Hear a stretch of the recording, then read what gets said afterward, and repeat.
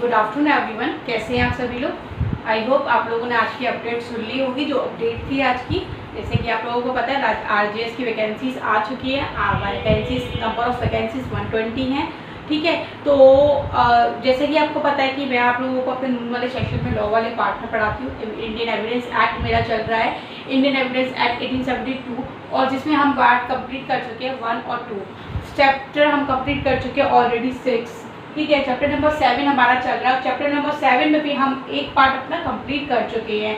ठीक है, तो सेकंड पार्ट जो है आज का, जो मेरा पार्ट चैप्टर नंबर 7 का सेकंड लेक्चर जो है, उसमें मैं आज आपको पढ़ाने वाली हूँ सेक्शन नंबर 106 से लेके सेक्शन 1111A तक। ठीक है, तो सेक्शन नंबर 106 से लेके 1111A तक मैं आप लोगों को पढ़ाने वाली हूँ।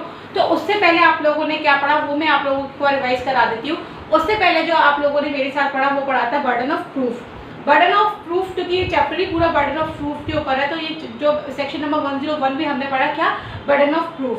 उसके बाद हमने उसके एक्सप्लेनेशन पढ़े, कहाँ से कहाँ तक पढ़े हमने एक्सप्लेनेशन पढ़े, कहाँ से 103 से लेके 105 तक। ठीक है, अब मैंने जैसे कि आपको पिछले चार्ट में समझाया था, जो लोग मेरे संग वीडियो में बने हुए हैं वो लोग पिछले चार्ट में जाके देखें तो उनको पता चलेगा कि सेक्शन नंबर 103 से लेके सेक्शन नंबर 105 तक मैंने एक्सप्लेनेशन बताई थी।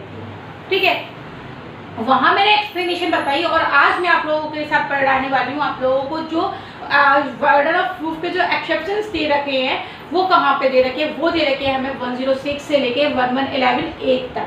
ठीक है, 1111A तक यहाँ पे एक्सेप्शन टाइप में दे रखा है, तो वो मैं आज आप लोगों से डिस्कस करने वाली हूँ। ठीक है, तो exception of burden of proof हम पढ़ रहे हैं सेक्शन नंबर 106 से लेके 1111 तक A तक। ठीक है, तो शुरू करते हैं आज का अपना टॉपिक। होपफुली आप लोगों को मेरे सब द्वारा समझाई गई नॉलेज जो मैं आप लोगों को दे रही समझ में आ रही होगी। अगर कोई प्रॉब्लम होती है तो आप लोग मुझसे डिस्कस कर सकते हैं। ठीक है, बहुत से स्टूडेंट हैं जो डिस्कस कर रहे हैं और जिनको समझ में नहीं आ रहा वो कर रहे हैं, लेकिन आगे भी मैं आप लोगों से कहना चाहूँगी कि पढ़ो, पढ़ने के साथ साथ जो मैं पढ़ा रही हूँ उसके साथ साथ आप अपना बेयरट लेके जरूर बैठो, क्योंकि हर एग्जाम को, हर एक लॉ के एग्जाम को क्रैक कराने वाला, हर एक लॉ के एग्जाम को पास कराने वाला जो मेन है उसमें वो है बेयरट एक्ट। अगर बेयरट एक्ट आपने नहीं पढ़ा है, उसको एक बार भी आपने नहीं पढ़ा, नोट से पढ़ रहे हो, बुक से पढ़ रहे हो, तो आप लोगों को मैं बता दूं कि वहाँ पे क्लियर करने वाली कंडीशन नहीं बनती, क्योंकि एक एक लाइन का, एक एक शब्द का जो मीनिंग डिफाइन अच्छे से किया हुआ है वो ऑलरेडी बेयरट में किया हुआ है। तो आप वहाँ पे एक बार बेयरट उठा के जरूर पढ़ें, क्योंकि यहाँ इंडियन एविडेंस एक्ट में हमें इलिस्ट्रेशन पढ़ना बहुत जरूरी है। ठीक है, तो स्टार्ट करते हैं हम आज का अपना टॉपिक। आज का टॉपिक है प्रूविंग सेक्शन नंबर 106 से लेकर सेक्शन नंबर 11A तक, 111A तक। तो सेक्शन नंबर 106 क्या कहता है, proving fact specially with knowledge. मतलब अगर कोई चीज फैक्ट को प्रूफ करना है तो किस व्यक्ति को प्रूफ करना है, जिसके पास स्पेशली नॉलेज है उस चीज की। तो क्या है ये नॉलेज के बारे में, जिसके पास विशेषता उस चीज की नॉलेज है कि ये कार्य किया गया है या हुआ है। जैसे मान लीजिए कि एक व्यक्ति कस्टडी में है बी नामक ऑफिसर की, और यहाँ इसकी डेथ हो जाती है, तो इसके जब डेथ हो जाएगी तो यहाँ प्रोज्यूम्पशन क्या मान ली जाएगी कि बी की कस्टडी में डेथ हुई थी, तो बी को नॉलेज है कि क्या इसकी डेथ किस तरीके से हुई है। तो यहाँ पे प्रूफ किसको करना होगा, फिर यहाँ पे प्रूफ करना होगा बी नामक व्यक्ति को प्रूफ करना होगा कि इसकी डेथ कैसे हुई। ठीक है, इसी तरीके से आपने सुना होगा जब डॉली डेथ होती है, जब किसी लड़की के साथ दहेज हत्या होती है, तो वहाँ पे जैसे उस व्यक्ति को वहाँ पे क्या प्रिज्यूम किया करके चला जाता है, वहाँ प्रिज्यूम करके किया करके चला जाता है कि ये डेथ इसके किसी रिलेशन में, यानी कि हस्बैंड की साइड वाले रिलेशन के जो लोग हैं उनके द्वारा की गई है। अब वो कहते हैं कि यहाँ उनके द्वारा नहीं की गई है, तो यहाँ पे उनको प्रूफ करना होगा कि वो उनके द्वारा नहीं की गई थी या परिस्थितियाँ क्या बनी थी। ठीक है, तो ये सेक्शन नंबर 106 कहता है proving fact specially with knowledge, यानी कि उस व्यक्ति से नहीं पूछा जाए, जैसे कि मैं आपको बता रही एक्सेप्शन है तो उस व्यक्ति से नहीं पूछा जाएगा जो लेकर आएगा, उसको प्रूफ करना नहीं है। यहाँ बर्डन ऑफ प्रूफ किसके ऊपर आ जाएगा, बर्डन ऑफ प्रूफ आ जाएगा किसके ऊपर, बी नामक व्यक्ति के ऊपर, उस व्यक्ति के ऊपर जिसके लिए प्रिज्यूम किया जा रहा है। ठीक है, तो समझ में आ गया आप लोगों को। 106 107 कहता है, इंपॉर्टेंट है, क्वेश्चन कई बार पूछे गए हैं 107 और 108 दोनों इंपॉर्टेंट है। Burden of proof that no known to have been alive within 30 years. कितने years? 30 years. देखिए, burden of proof that उस व्यक्ति की मृत्यु के बारे में प्रूफ करना है जिसके बारे में ये कहा जा रहा है कि वो अलाइव था 30 years तक। यानी कि क्या बात कर रहे हैं, बर्डन ऑफ, तो क्या यहाँ पे हमें क्या करना है, यहाँ पे हमें करना है प्रूफ, क्या करना है हमें यहाँ पे प्रूफ करना है उसकी उत्तर जीविका की उपधारणा यहाँ पे की जा रही है और मृत्यु साबित करने का भार किसके ऊपर होगा, उस व्यक्ति के ऊपर होगा जो कहता है कि उसकी मृत्यु हो चुकी है। ठीक है, तो कितने साल के अंदर की प्रिजम्पशन की जाएगी, यहाँ पे 30 years में अगर उस व्यक्ति को देखा गया है। ठीक है, तो यहाँ पे क्या मान लिया जाएगा कि बर्डन ऑफ प्रूफ किसके ऊपर है, उस व्यक्ति के ऊपर है जो ये कहता है कि उसकी डेथ हो चुकी है। ठीक है, तो आप बात करते हैं सेक्शन नंबर 108 की, burden of proof that person is alive who has not been heard of for 7 years, यानी कि कितने years, 7 years, यानी कि उस व्यक्ति की जिंदा होने की, यहाँ पे किस चीज की प्रिजम्पशन की जा रही है, मृत्यु की उपधारणा की जा रही है। बर्डन ऑफ, तो क्या कि उस व्यक्ति को 7 साल के अंदर नहीं देखा गया, यानी कि प्रिजम्पशन कोर्ट किसकी कर रहा है कि वो व्यक्ति मर चुका है, लेकिन उस व्यक्ति को प्रूफ करना होगा जो ये कहता है कि उस व्यक्ति ने उसको देखा है, यानी कि burden of proof that person is alive, जिसने कहा है कि उस व्यक्ति को जो इस व्यक्ति की मृत्यु की उपधारणा की जा रही है उस व्यक्ति को किसने देखा है, इस ए नामक व्यक्ति ने अगर उस व्यक्ति को देखा है तो उसको ही प्रूफ करना होगा कि उसने उस व्यक्ति को देखा है, क्योंकि उसके बारे में, जिस व्यक्ति के बारे में डेथ की प्रिजम्पशन की जा रही है उसके बारे में हमने कब से भी सुना, 7 years से नहीं सुना है। ठीक है, तो यहाँ पे बर्डन ऑफ प्रूफ किसके ऊपर हो जाएगा, उस व्यक्ति के ऊपर जो कहता है कि वो अलाइव है। ठीक है, और सेक्शन नंबर 7 में किसके ऊपर काय का प्रूफ कर रहा है कि वो कह रहा है कि वो 30 साल से नहीं देखा गया है तो उसकी डेथ हो चुकी है, तो उसको ही प्रूफ करना पड़ेगा कि वो व्यक्ति मर चुका है। तो 107 आपको समझ में आ गया, 108 आपको समझ में आ गया होगा। सेक्शन नंबर 109 क्या कहता है, देखिए एक चीज याद रखिएगा, सेक्शन नंबर 107 और सेक्शन नंबर 108 में दो चीज इंपॉर्टेंट है। एक पूछा जाता है कि बर्डन ऑफ, मतलब प्रिजम्पशन ऑफ डेथ किस में पूछा गया है, प्रिजम्पशन ऑफ अलाइव किस में पूछा गया है। तो यहाँ सेक्शन पूछे जाते हैं, लोग कंफ्यूज हो जाते हैं यहाँ पे कि सेक्शन नंबर 7 में क्या पूछेगा, क्योंकि दोनों एक दूसरे के अपोजिट बात कर रहे हैं। अपोजिट क्या, यहाँ पे क्या प्रिजम्पशन की जा रही है कि वो जिंदा है, तो यहाँ पे इसको प्रूफ क्या करना है कि वो मर चुका है। ठीक है, यहाँ पे प्रिजम्पशन की जा रही है कि वो मर चुका है, लेकिन इसको प्रूफ क्या करना है कि वो जिंदा है। ठीक है, इस चीज को आप ध्यान रखिएगा क्योंकि ये क्वेश्चन अक्सर कंफ्यूज करते हैं। ठीक है, यहाँ पे कितने साल के लाइफ की प्रिजम्पशन की जा रही है, 30 years की, यहाँ 7 years की। ये क्वेश्चन अक्सर पूछे जाते हैं, याद रखिएगा, 1 नंबर मार्क्स आपको दिला के जाएगा। ठीक है, 109 क्या कहता है, रिलेशनशिप के बारे में बात करता है।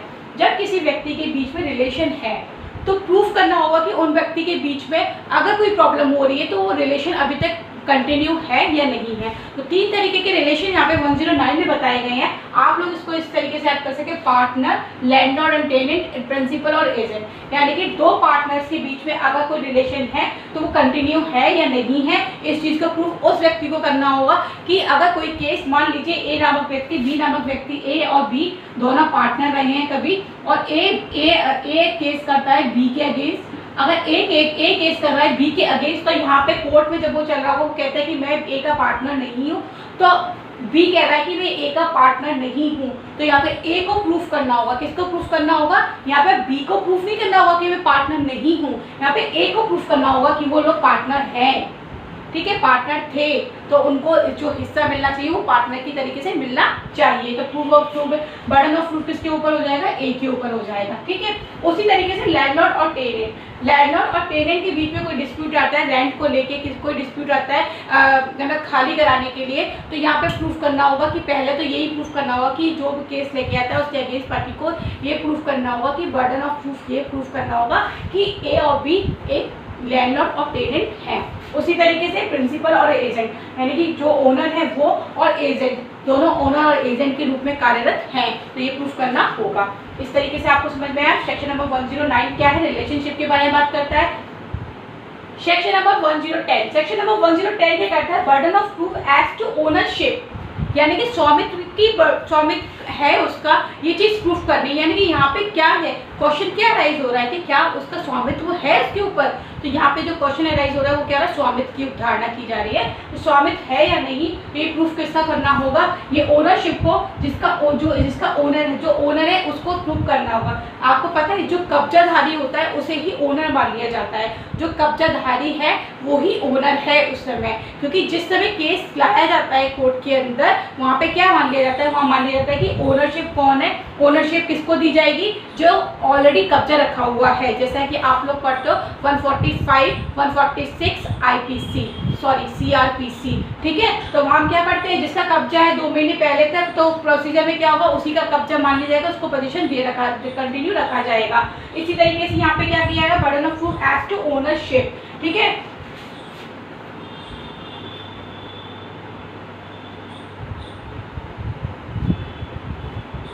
अब एक चीज बता दूं, जो क्वेश्चन अराइज होता है वो ओनरशिप का, वो लॉ हो चाहे वो फैक्ट्स, लॉ के फैक्ट्स हो चाहे वो जनरल फैक्ट्स हो, दोनों में एक ही तरीके के होते हैं, ठीक है। अब उसके बाद आएगी रिलेशन ऑफ एक्टिव कॉन्फिडेंस, ये इंपॉर्टेंट है, इसको भी मार्क करिएगा, इंपॉर्टेंट सेक्शन है। इंपॉर्टेंट सेक्शन होने के साथ साथ मैं आपको बता दूं, यहाँ पे जो रिलेशन बताया गया एक्टिव कॉन्फिडेंस, मतलब कोई व्यक्ति, तो एक्टिव कॉन्फिडेंस का बर्डन ऑफ प्रूफ किसके ऊपर होगा, ये बात पूछी गई सेक्शन नंबर 1111 में, तो 111 में। तो यहाँ पे ये पूछा गया है कि आपको ये बताना होगा कि जब कोई व्यक्ति, मान लीजिए एक क्लाइंट है, एक क्लाइंट होता है और एक लॉयर है, ठीक है। तो ये दोनों का रिलेशन जो होगा वो कैसा होगा, एक्टिव कॉन्फिडेंस का होगा। क्यों होगा, क्योंकि जो क्लाइंट होगा वो अपनी सारी इंफॉर्मेशन, सारी चीज़ें किसको बताता है, एक वकील को बताता है। अगर वो अपनी सारी इंफॉर्मेशन वकील को बताता है तो यहाँ पे वो उसके कॉन्फिडेंस में है, ठीक है, उसके कॉन्फिडेंस में है, तो वो क्या होगा कि उस वकील का कार्य है कि वो इस चीज़ को प्रूफ करे कि वो दोनों एक एक्टिव रिलेशनशिप में है, और उसकी जो भी बातें हैं, जो भी वो चीज़ें, उसको मतलब उछाला ना जाए, बताया ना जाए, इसको डिस्क्लोज ना किया जाए। तो ये क्या होता है, एक एक्टिव रिलेशन होता है। उसी तरीके से पेरेंट्स और जो बच्ची होती है उनका रिलेशन होता है। उसी तरीके से किसका होता है, डॉक्टर और उसके पेशेंट का भी हो सकता है रिलेशन। और तो इस तरीके के जो रिलेशन होते हैं वो कैसे रिलेशन होते हैं, वो एक्टिव रिलेशन होते हैं, एक्टिव कॉन्फिडेंस के रिलेशन होते हैं, जहाँ पे अपनी सारी बात जो एक दूसरे व्यक्ति को बताई जा रही है और वो किसके वो एक फेथ के कारण बताई जा रही है, तो वहाँ पे वो उसको डिस्क्लोज नहीं कर सकते। और ये जो रिलेशन होगा इसको प्रूफ करने का कार्य किसके ऊपर होगा, जब वो व्यक्ति कहता है कि इसने डिस्क्लोज किया, तो जिसने डिस्क्लोज जिसके ऊपर डिस्क्लोज का आरोप लगाया जा रहा है उसको ये प्रूफ करना होगा कि क्या आप एक्टिव रिलेशन में हैं या नहीं हैं, ठीक है। तो ये होता है एक्टिव रिलेशन का बर्डन ऑफ प्रूफ। उसके साथ मैं आपको बता दूं सेक्शन नंबर 11A जो कि जोड़ा गया है कौन से एक्ट से, मैं आप लोगों को बता दूं, ये है एक आतंकवाद एक्ट है, आतंकवाद प्रभावित क्षेत्र विशेष अधिनियम 1984। कौन सा है, 1984 से इसको जोड़ा गया है। देखिए यहाँ पे मैं आपको यहाँ बता देती हूँ, आतंकवाद प्रभावित क्षेत्र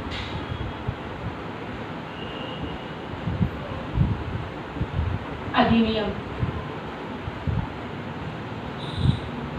1984, ठीक है, 1984 से इसको जोड़ा गया।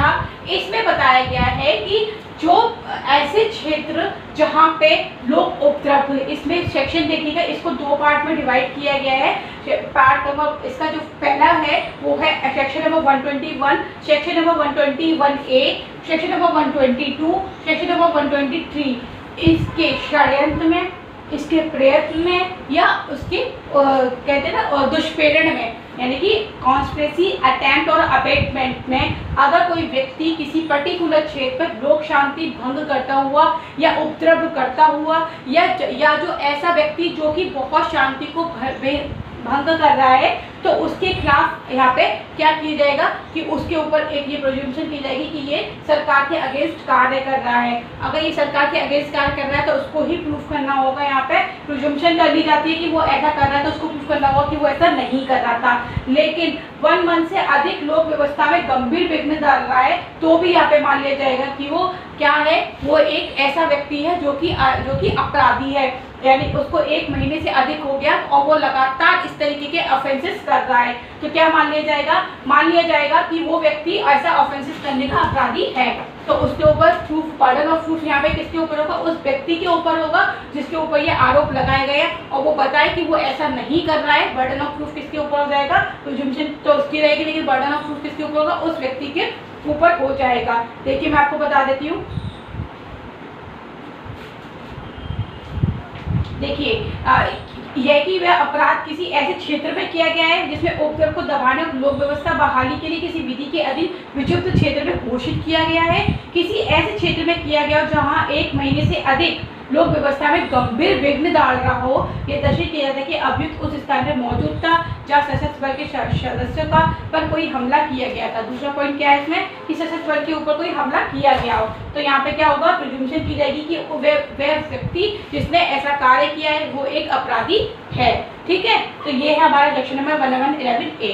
होपफुली आप लोगों को समझ में आया होगा 106 से लेके 1111A तक, 111A तक बहुत ही इजी है, एक बार पढ़ने से आपको समझ में आएगा। लेकिन कुछ पॉइंट्स ऐसे होते हैं जिनको आपको करना ही होते हैं, क्योंकि क्वेश्चन अक्सर इस तरीके से घुमा के पूछे जाते हैं कि presumption of death, presumption of death कहाँ पर है ये डिफाइन करो। प्रिजम्पशन ऑफ अलाइव यानी कि प्रिजम्पशन ये की जा रही है कि सेक्शन नंबर 107 क्या कह रहा है, सेक्शन नंबर 108 क्या कह रहा है, ये पूछा जाता है। 30 ईयर की बात कहाँ की जा रही है, 7 ईयर्स की बात कहाँ की जा रही है, ये पूछा जाता है। ठीक है, इसी तरीके से जो हमारे अमेंडमेंट करके सेक्शन जोड़े जाते हैं, जैसे 1111A, 111A है, 113A है, B है, 114A है, ये कब जोड़े गए, इनकी मतलब ये जो एक्ट है वो कब जोड़े गए, इनका ईयर क्या है, नंबर ऑफ एक्ट क्या है, तो ये आप लोगों को पढ़ना है। ठीक है, तो ये वो मैं आज का टॉपिक कर रही हूँ, यहाँ पे खत्म।